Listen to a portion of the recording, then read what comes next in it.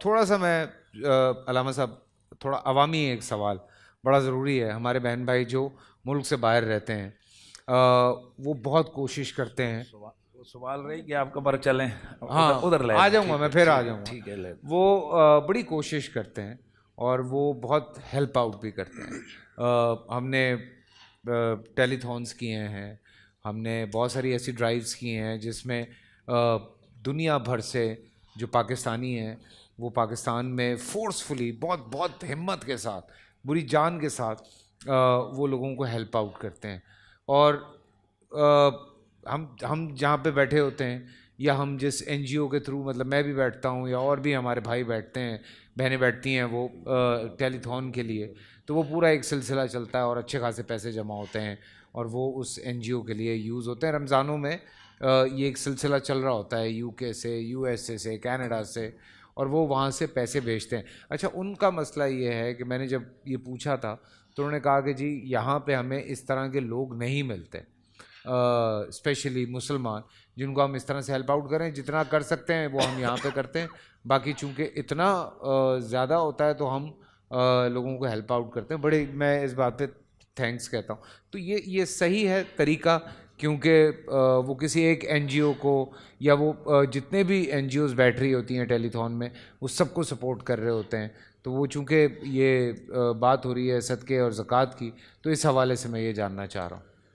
دیکھیے, پہلی بات تو یہ ہے کہ یہ جو مستحب صدقات ہیں جس کو آپ نفلی عبادت کہتے ہیں, اس میں اگر ہم خود نبی کریم صلی اللہ علیہ وآلہ وسلم کی سیرت کو پڑھیں تو ہمیں وہاں سے کچھ نئی چیزیں ملتی ہیں جس کی طرف ہماری توجہ عام طور پر نہیں جاتی. ابھی ہم نے حضرت خدیجہ الکبریٰ سلام اللہ علیہا کے وصال کے دن پروگرام کیا یہاں پر, تو اس میں آپ نے دیکھا یہ بات ہوئی یہاں پر, تمام علماء نے کہا کہ حضرت خدیجہ کی ساری دولت تقسیم ہوئی. کہاں ہوئی؟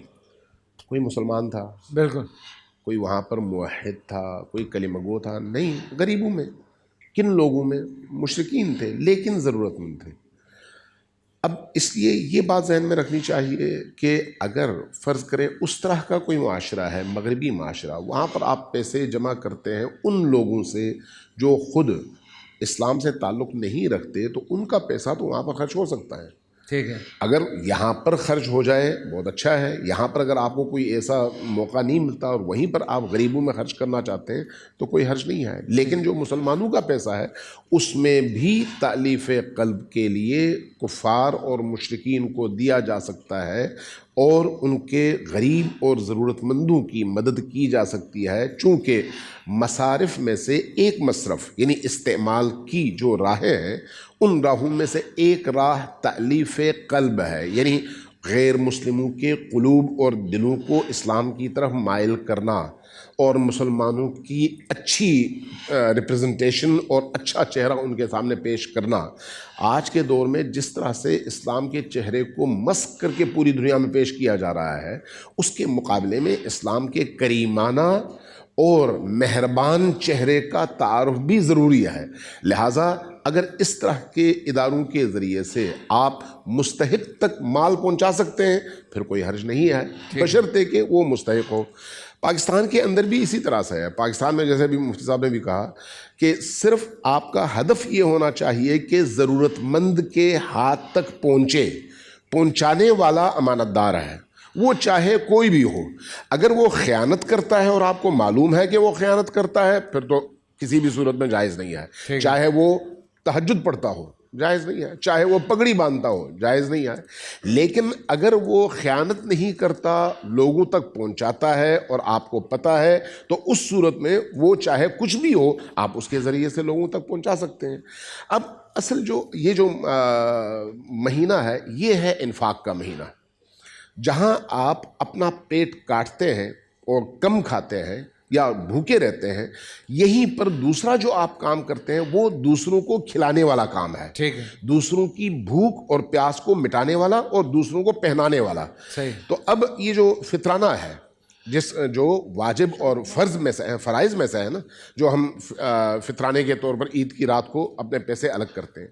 بعض اوقات ہم عید کی رات کا انتظار کرتے ہیں. اس وقت جو مہنگائی کا زور چل رہا ہے، ایسے موقع پر کیا ہمیں عید کی رات کا انتظار کرنا چاہیے یا اس سے پہلے غریبوں تک وہ فطرانہ کسی اور نیت سے، فرض کرے قرض کی نیت سے پہنچا دیں تاکہ وہ عید تک کم از کم اپنی ضرورتیں پوری کر لیں؟ شب عید جب آپ پر فطرانہ فرض ہو جائے تو آپ اس کو نیت تبدیل کر لیں اور کہیں کہ وہ میں نے فطرانے کے طور پر ادا کر دیا ہے۔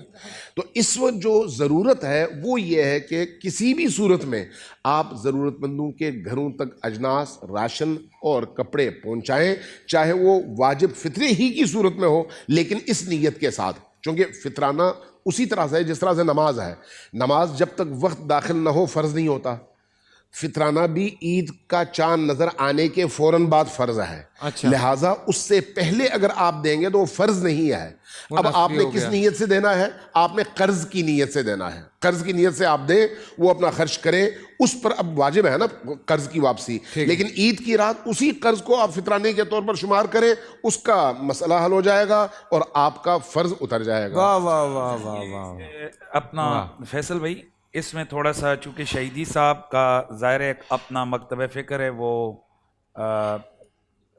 فقہ جعفریہ سے ان کا تعلق ہے، ہمارا جو فقہ حنفی یا باقی ہمارے مسالک ہیں، ہمارے ہاں فطرانہ آپ کبھی پہلے بھی، یعنی رمضان کے اندر بھی اگر آپ دیں گے تو آپ کا فطرانہ ادا ہو جائے گا۔ پروفیسر صاحب ایسا ہی ہے؟ اور اسی طرح زکوٰۃ کا بھی یہی مسئلہ ہے کہ اگر ہم زکوٰۃ ایڈوانس میں بھی اگر دینا چاہیں تو یہ ادا ہو جائے گا۔ ٹھیک ہے پروفیسر صاحب، بشرطے کہ کوئی آدمی پہلے سے صاحب نصاب ہو۔ ٹھیک ہے، کہ مطلب آپ اگر حنفی یہ کہتے ہیں کہ اگر ہم پہلے فطرانہ دینا چاہیں تو ہم دے سکتے ہیں، بلکہ دینا ہی پہلے چاہیے، رمضان کے اندر دیں۔ بلکہ میں کل ایک پوسٹ پڑھ رہا تھا کہ عموماً ہمارے یہاں یہ ہوتا ہے کہ جس وقت ختم قرآن ہوتا ہے تو ختم قرآن کے موقع پر جناب ائمہ کی خدمت کرتے ہیں، کپڑے دیتے ہیں سارا۔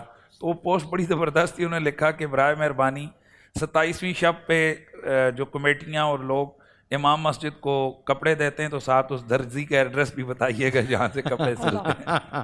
پورا سال انتظار تھا مجھے اس رمضان میں، 30 دن 6 ٹیمز، 12 کنٹیسٹنٹس اور کیش کا پاؤں۔